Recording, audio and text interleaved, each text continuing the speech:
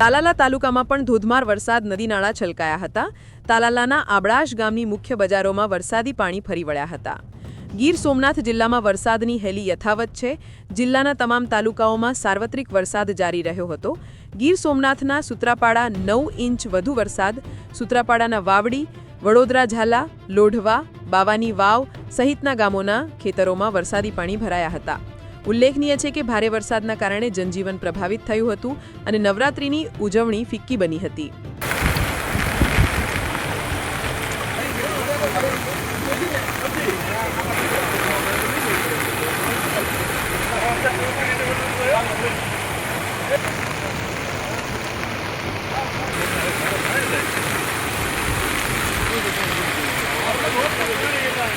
સમય છે ને માનું કેસી જ લેવાય।